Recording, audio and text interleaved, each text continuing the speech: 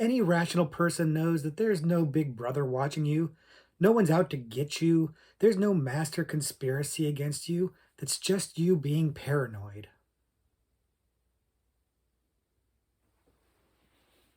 I have to say that in case they're listening.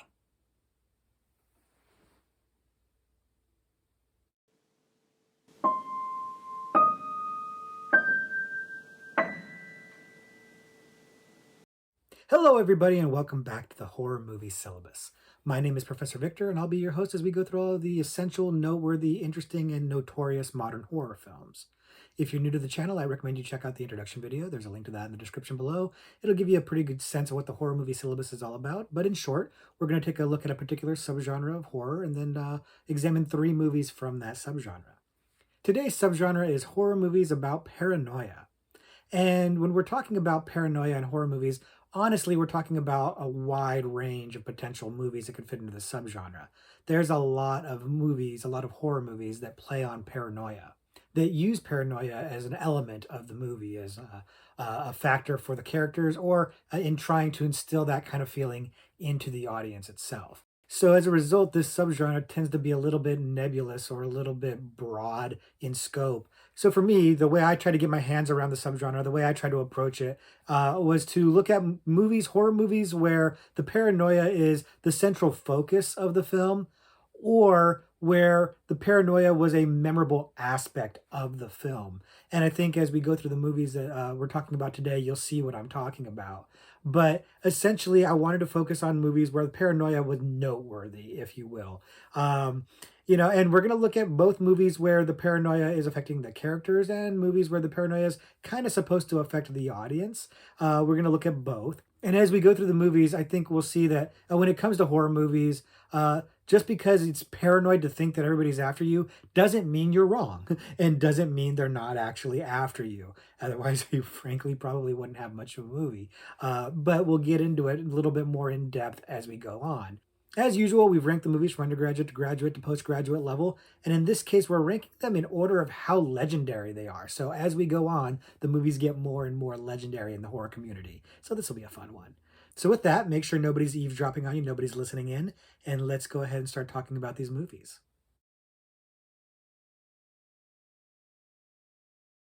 The first paranoia movie we're talking about today, the undergraduate level selection, is Unsane. Unsane came out in 2018 and was probably more noteworthy for how it was filmed rather than what the story was about, which is a shame because the story itself is pretty interesting, pretty entertaining, and worth definitely delving into a little bit deeper. If you're not familiar with it, the movie Insane is about a woman who is being stalked by a man who is the son of somebody she used to be a caretaker for, who has passed away. He's obsessed with her now, and she's had to hide from him and try to escape him because he's unrelenting.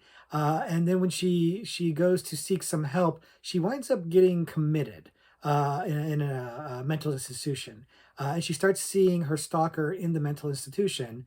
And there are a lot of questions that need to be explored, as in, is she actually going insane and having visions, or is he really there? Or is this just some bizarre plot by the hospital for insurance scam purposes? To say any more than that would, of course, be spoiling it. We don't want to do that, so we will stop there. But Insane is definitely a fun ride in terms of trying to not only explore the paranoia of your protagonist, but also try to give you a little bit of that feeling of that paranoia as well, to try to instill in you the same kind of feeling. I do feel that the movie is very successful in doing this. The movie is directed by acclaimed director Steven Soderbergh, and so it's got a little bit of a pedigree or a little bit of A-list bona fides behind it. And it stars Claire Foy, who is most famous probably for the show The Crown. And so it's got a little bit of weight to it in terms of production and in terms of A-list talent. So already it's potentially drawing in a crowd that's maybe not as used to the horror cliches, the horror tropes of the paranoia film, or just horror tropes in general. And so I think it's using that to its advantage. So for people who haven't seen movies like this before, the idea of a protagonist that might be an unreliable narrator, somebody who might not actually be seeing what she seems to be seeing, is probably feeling pretty fresh. To the horror veteran, you've probably seen this before. You've seen this in other movies. That said, it's done very well here. Again, Soderbergh is an acclaimed director for a reason. He's an excellent director, and he's doing this one really well. And Claire Foy is bringing her A game as our protagonist, doing a really good job of being sympathetic, but also making us question a little bit whether or not what she's going through makes a lot of sense. The combination of acting and directing go a long way towards making the movie feel much more compelling than maybe the script might let it be. It's not the most complex story for a horror movie fan. And as I noted, there are other movies that have this similar kind of notion. That said, some of the things that were added into the story I liked quite a bit, like the added wrinkle of the hospital potentially manipulating insurance claims threw an interesting kind of real world twist into this that added an extra layer of paranoia, a third avenue of what could be going wrong or what could be being shown that I thought worked out rather well. I also liked the addition of Josh Leonard as the stalker. Josh Leonard, who, for, in case you don't know, is from the Blair Witch Project, which I thought added another layer of, I don't know, verisimilitude or just authenticity to the feeling because of that Blair Witch feeling, that Blair Witch kind of is it real atmosphere that was prevalent in that movie, and just kind of like a winking nod to it here. So I thought that was kind of a fun casting, maybe kind of stunt casting, but it worked for me. But the thing that is interesting about this movie is that it was filmed using an iPhone. That's the thing that people most remember about the movie. It's not so much the story, it's the way it was made. And honestly, I'll say that for being filmed on an iPhone, it actually looks really, really good. At the time, it wasn't the first movie that was filmed on an iPhone, but it was probably the most high profile. And it got a lot of buzz because of it.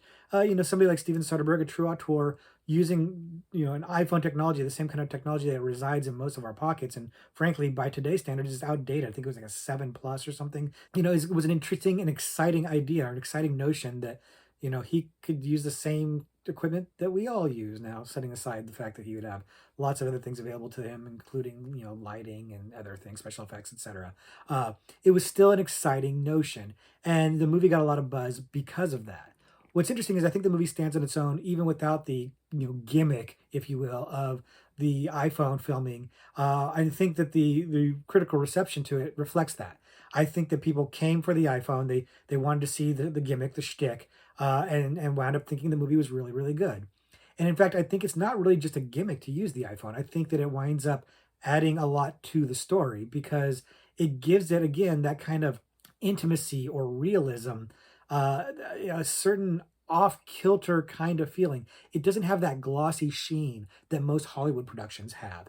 But it also doesn't look like your standard indie flick either. It looks like something that, at least at the time, felt kind of wholly original, something authentic, something that like somebody shot on their phone. Like, so it gave you this sense of you kind of being more into the movie, which not only made the movie feel a little bit more real, but also made you kind of put yourself in the main character's shoes a little bit, again, letting you taste that paranoia that she was feeling.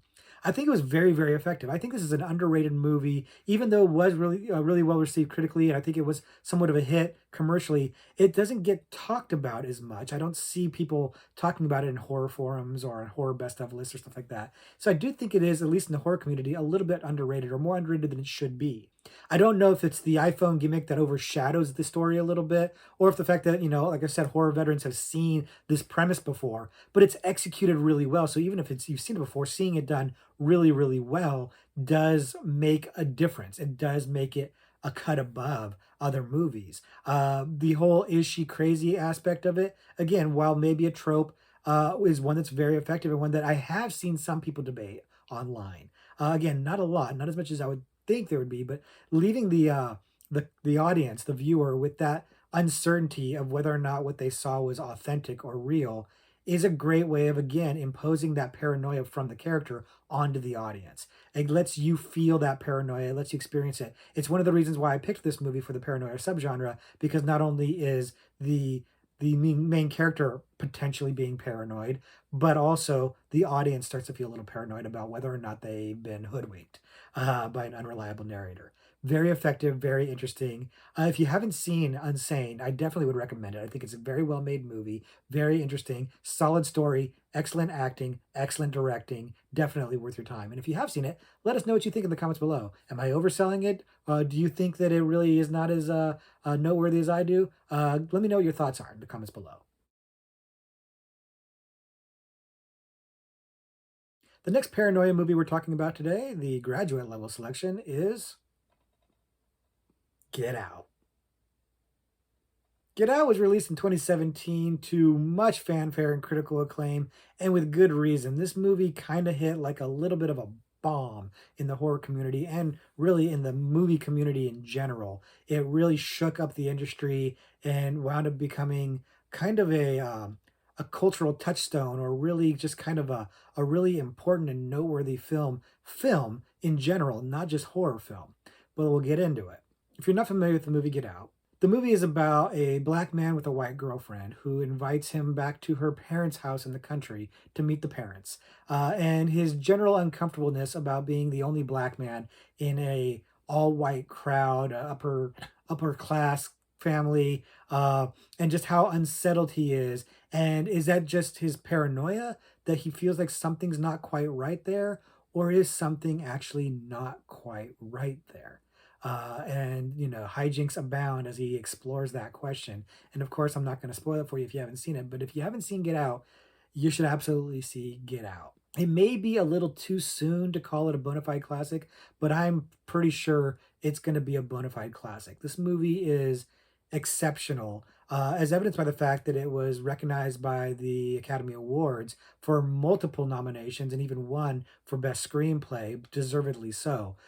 Director Jordan Peele of the comedy troupe Key and Peele made his feature film debut directing this movie and absolutely knocked it out of the park. The movie is exceptional. He has a very strong, clear voice. He knows exactly what he's trying to say, and it's a message movie without feeling like a message movie because it's still fun and it's still funny.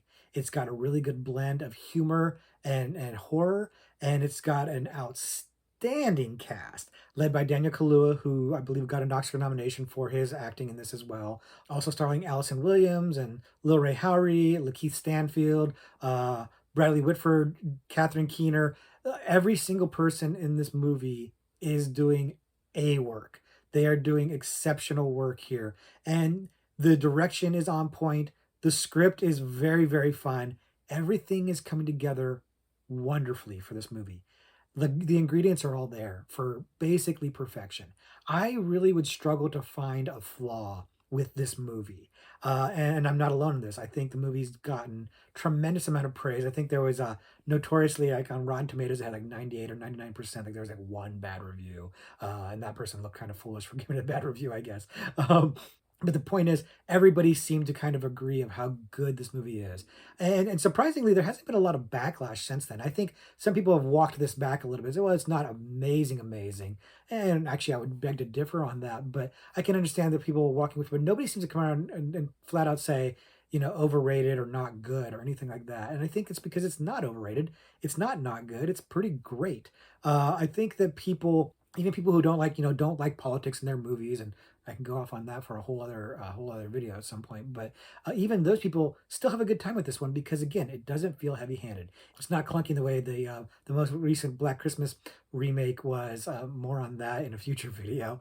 But the movie winds up saying what it needs to say, but also managing to entertain. So it really still feels like it's for all audiences. It doesn't feel exclusionary or preachy or anything like that. It's just entertaining and fun, but it also has something really important to say. It's a wonderful blend of activism and horror that I think is, well, again, pretty much perfect. I really struggle to find anything that I would have a problem with in this movie. I just hope to God that they don't try to do a sequel to it because that'll be bound to be a recipe for disaster. As it is, this movie winds up being very surprising, very clever, feeling very fresh and original. Even if you boiled it down to its bare essentials, this is not exactly the most original story in the world. It's the it's the spice put into it that makes it feel original. It's the black voice. It's Jordan Peele giving his perspective on what his experience is like. As a black man living in a largely white world, Hollywood, it's an interesting way to see his viewpoint, but also in the horror conventions, and it works masterfully. Daniel Kaluuya is a wonderful everyman in the sense of, while he has definitely the black experience, obviously, and that's a whole key aspect to the plot, every one of us can identify with him on some level as the outsider or the person who's feeling out of place. And it really taps into that feeling very, very well. That's where the paranoia comes in, is that feeling of, I don't belong here. Everybody's looking at me. I'm on display. I'm uncomfortable. And that voice in your head telling you, maybe you should get out. I think this movie took that feeling and turned a whole movie out of it in a way that, again, applies to the black experience in America, but also can apply to just anybody feeling a little outsider or a little uncomfortable or out of place. And so it has, again, that universal feeling, while still telling a very specific story. I absolutely love the movie. It should be obvious from my effusive praise of it, my gushing about it, if you will. It's just an incredibly well made movie. It's an incredibly well written movie. Again, it won an Oscar for best writing, and it deserves it. It's got a lot of humor in it. It's got really wonderful, memorable characters. Even if at some point you can kind of argue that some of them might be kind of a caricature, I feel like the actors do so much with it and make them feel so much deeper or more interesting than a caricature would be. And the movie is full of iconic imagery, iconic lines. It's got so many memorable moments. Of course, I don't want to spoil any of them in case you haven't seen it, but the movie is absolutely fantastic. If you haven't seen Get Out, go get out and see it, I guess. Go check it out right away because the movie is exceptional. It's like I said, it hits on every single level. All the ingredients are right. It's definitely a masterpiece, and I'm assuming most of you have seen it. Let me know what you guys think too. Are any of you out there less effusive about it? Are you kind of lukewarm on it? Did you kind of get excited about it during the hype, and has it cooled off? Let me know if you have contrary opinions in the comments below. I'd be curious to hear if it's not working for you as well as it's working for me. But for me, Get Out hits very, very well. In the last Paranoia movie we're talking about today, the postgraduate level selection is John Carpenter's The Thing. The Thing came out in 1982 and is a bona fide horror classic, and one that, frankly, a lot of you have probably been wondering when we were going to get to this movie and where was I going to put it on the syllabus. Well, here we are. Today's the day that we're talking about this movie at last. If you're not familiar with it, The Thing is the story of a group of American researchers in Antarctica running a study when they run afoul of an alien creature that can take on the shape of pretty much any living organism. And they're all trapped in this facility with this thing that can mimic them. And it becomes not only an issue of trying to fight for your survival, but also trying to wonder who you can and cannot trust in this research facility that you're trapped in. And I won't say any more than that in case you haven't seen it and you want to check it out. And if you haven't seen it, you absolutely need to check it out. It's one of the greatest horror movies of all time, quite frankly. It is truly a bona fide classic.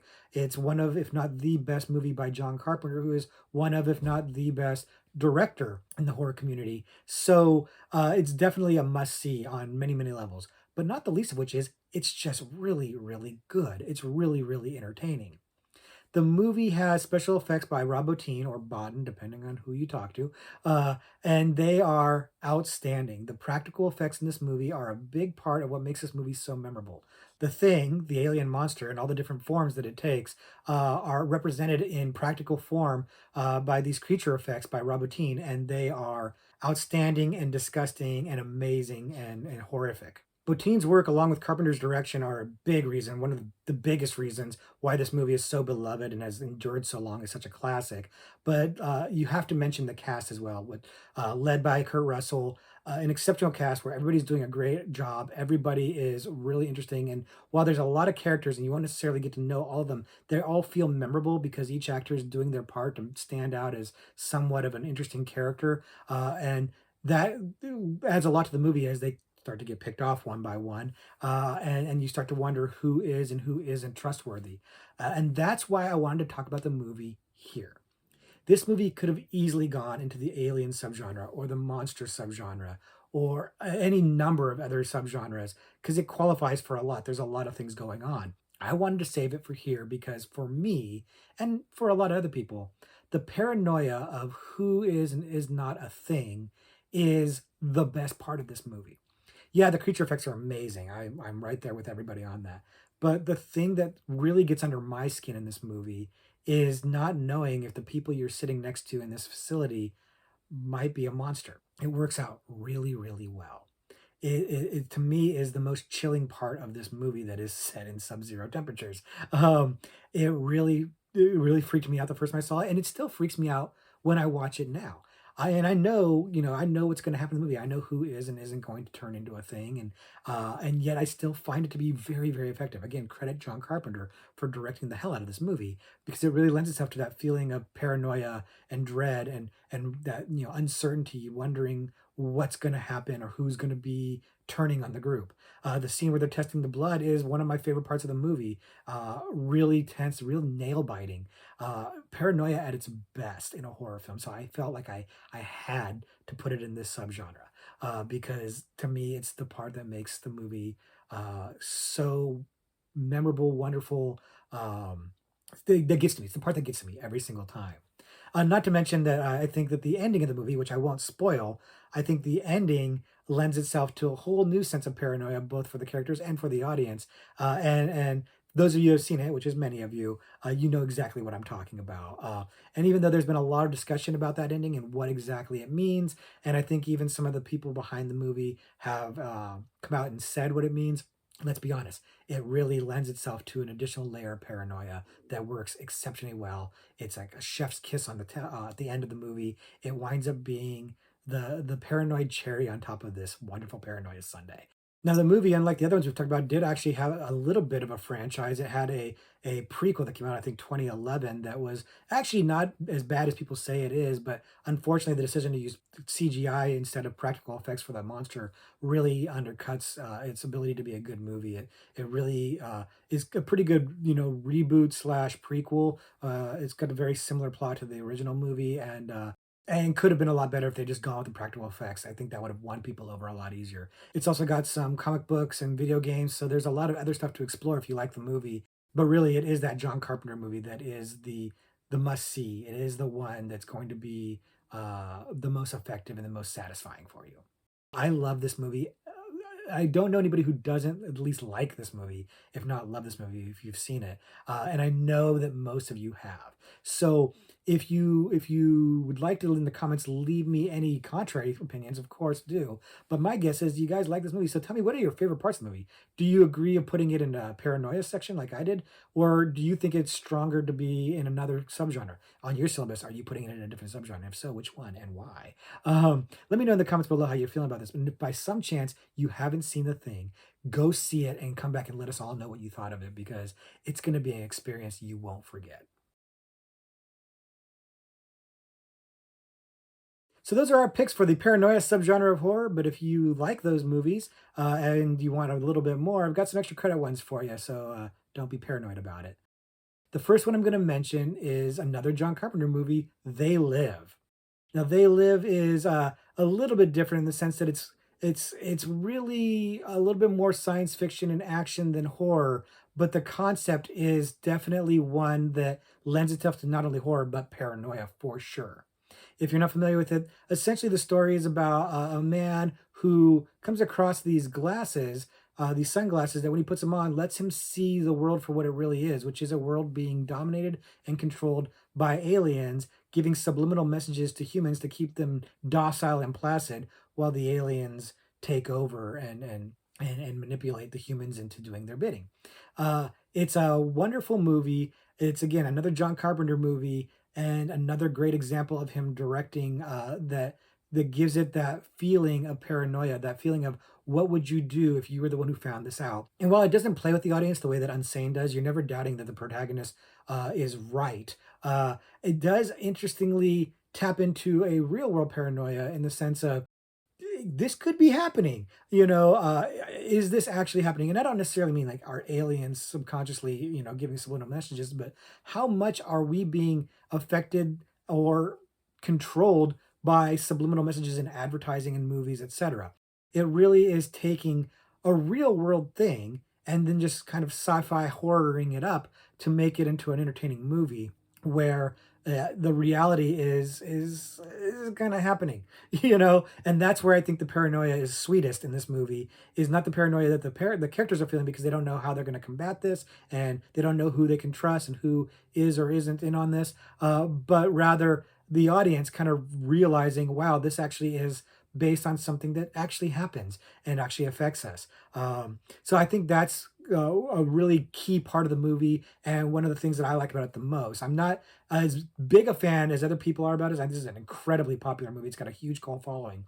I like the movie very, very much. I don't have the same passion for it as other people do, but I do. I do really, really, really enjoy it. There is the other noteworthy thing about this movie, the ridiculously long fight between Roddy Piper and Keith David, which if you haven't seen, you can probably find that online. It's definitely worth checking out. It's pretty hysterical. I think they even made fun of it in a South Park episode. But that's worth seeing all on its own. But if you haven't seen They Live, it's definitely worth a watch. It's definitely fascinating to think about the real world ramifications of this kind of advertising, consumerism, etc., and what it means in real life. What kind of allegories is John Carpenter scratching at? It's a fascinating thing to think about if it doesn't get you too paranoid. The second extra credit movie I'm going to mention is a movie called Bug. And Bug is it's quite a ride of a movie, actually. It's based on a play and it winds up being really, really intense and a little bit sad, frankly. If you haven't seen it, the movie is about a woman who is trying to get out of an abusive relationship and is kind of a little down on her luck.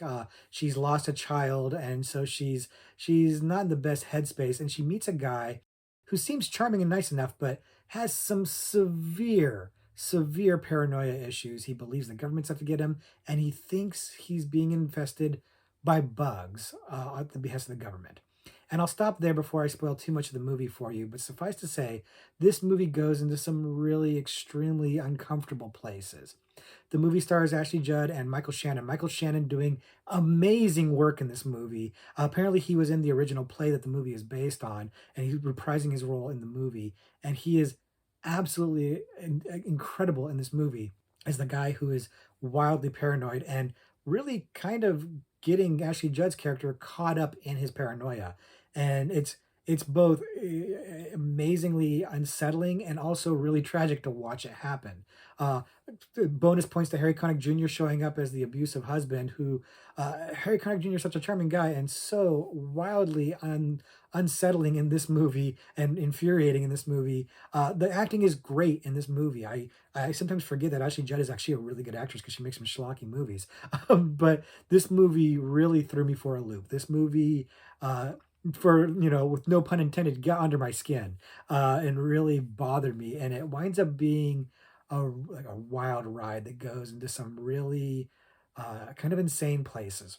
That said, I don't think it's not an extreme movie. It's not something that you couldn't necessarily handle if you hate things like gore or really, taboo subject matter. But it does have some really dark stuff in terms of, mental health, things like that. A little too close to home. If anybody has dealt with, some severe mental health issues or people in their life with severe mental health issues, this one might be a little triggering. It's really well made. It's done by William Friedkin, who did The Exorcist, so that should give you an idea of what you're in for, both in terms of talent behind the camera, skill at directing, but also in terms of just how intense the movie's going to get. The movie is definitely worth your time if you haven't seen it, and I don't think a lot of people have. It's not one that seems to be super well known or super talked about a lot, but it really is quite a ride, and it really is an exceptional example of the paranoia film. The only reason it didn't make the syllabus proper was just because the other movies pushed it out, but it's a great paranoia film, and if you haven't seen it, you should absolutely check it out. And the last extra credit movie I want to mention to you is a movie called Cachet. And Cachet is a French film and the word cachet means hidden. And the movie is, again, another one of these movies that isn't quite as mainstream or well known, but is another one that if you haven't seen before, you should absolutely try to check it down and check it out.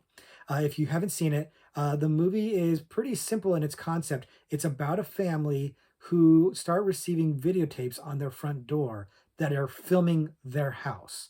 their home, just filming their front door, and what does that mean, and what's trying to be said by that, and why is this happening to them?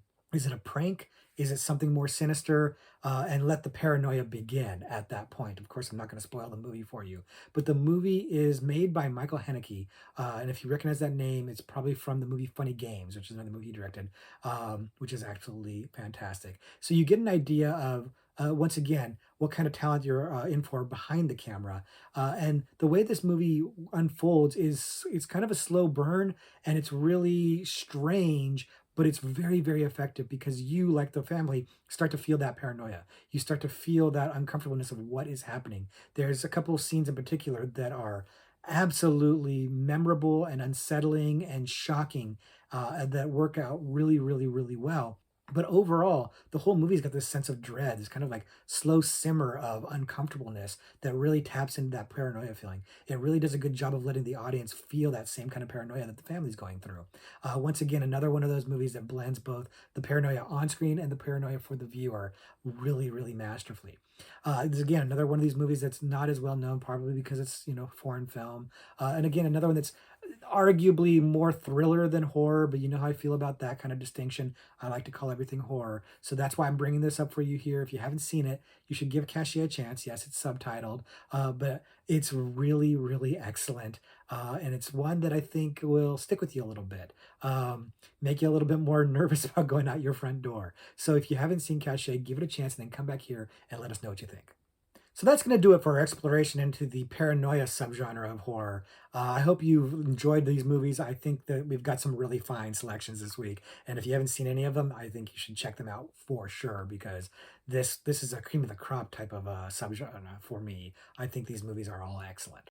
And now comes the time where we answer a horror trivia question live on camera. I have not seen this question in advance. I'm going to read this question off this card right now and then try to answer it and hopefully not embarrass myself. And I'll give you guys a few seconds to answer it as well at home, and then you can leave in the comments whether or not you got it right. So I'm going to look at the psychological category because we're talking about a psychological horror film. And here's the question. In what century does 2004's The Village take place? 18th century, 19th century, 20th century, or 21st century? Now, this is kind of interesting because this is, if you've seen the movie, you know that this is a bit of a spoiler question. So if you haven't seen The Village and you're planning on seeing The Village, maybe skip ahead. I don't know. This movie is one that uh, is a pretty well known movie. It's an M Night Shyamalan film, and people know that M Night Shyamalan tends to do twists, and this kind of gives away the twist. Now that said, in my opinion, the twist is somewhat irrelevant. Uh, um, and that the movie stands on its own without the twist. In fact, I think the movie would be better off without the twist. But that's a conversation for another video that we will have in another video, frankly. So I won't dawdle on that, but I do know the answer to this question, and I assume many of you who've seen the movie know it as well. The answer, of course, is 21st century. Yep, and the fact that it's set in the 21st century is, of course, the spoiler to the movie, because the whole time in the movie you're thinking it's not the 21st century. So it's, again, if you haven't seen the movie and you want to see the movie, you've just been spoiled by that. I tried to warn you, but I'd say still check out the movie anyways because there's a lot more going on in that. But again, a conversation for another video. And if you've got thoughts on The Village, you can leave them in the comments below. But I assure you, we will have an opportunity to talk about The Village more later on. So thank you very much for hanging out with me and talking about paranoia. I know it's not the most comfortable subject for people, so if you stuck with us this long, I appreciate it, and I appreciate you guys leaving comments and hanging in here with us and subscribing and all that things. You guys have been the best, and it's been a lot of fun hanging out with you guys. So until next week, class dismissed.